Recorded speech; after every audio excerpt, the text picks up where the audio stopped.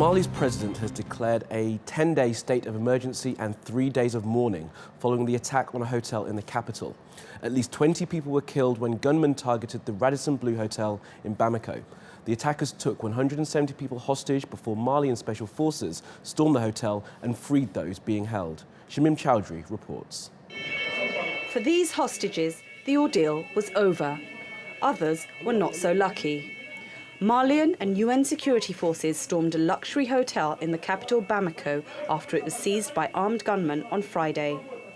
They held up to 170 people for hours inside the Radisson Blu, but dozens were killed during the storm by commandos. I heard gunshots very early in the morning. I thought it was firecrackers and didn't realize it was a hostage situation.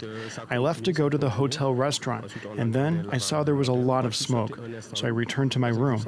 At one stage, the Malian forces came to get us. They knocked on our doors and evacuated us in small groups. Thank God we're safe.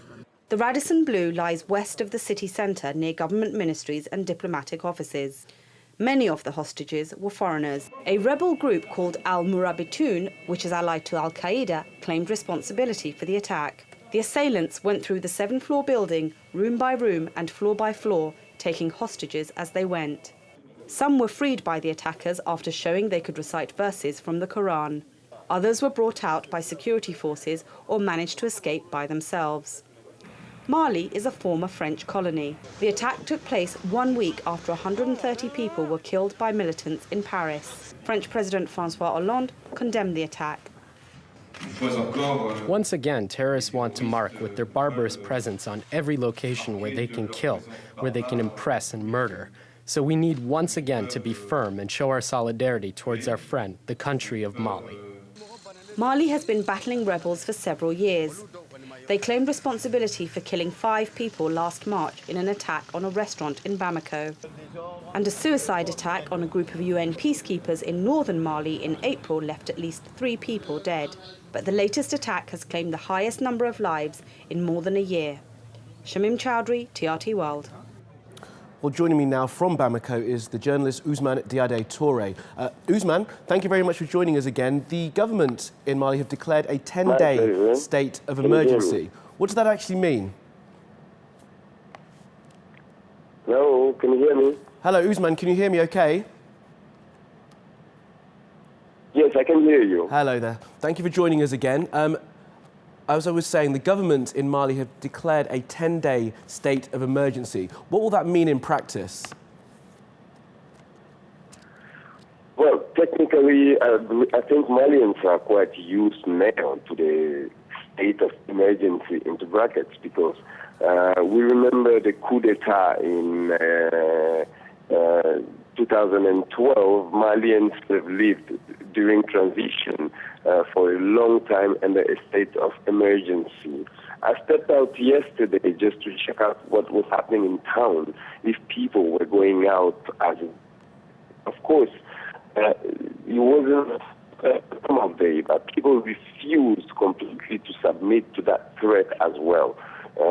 Some people, I mean many people, went out yesterday, and of course we could feel in unusual presence of forces in the city.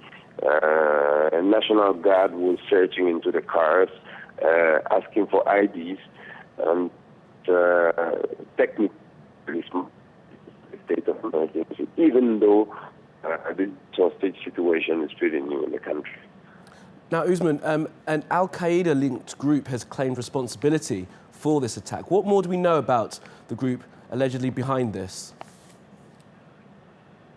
Well, Mokhtar is not new into the Malian environment.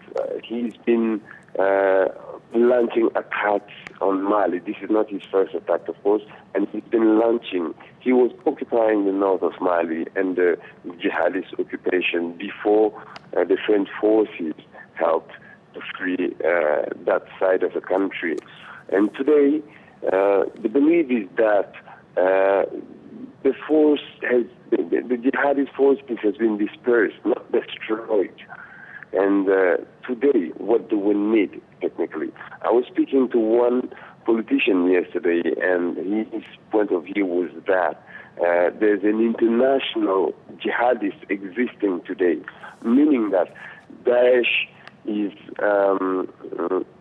all over the world today through Al-Qaeda, through Boko Haram, through many other, through Shababs in Sudan, and that today we need a global response to the terrorists in the world. Well, Ousmane Diadi Touré, thank you very much for joining us there from Bamako, and apologies for the quality of the line to Ousmane.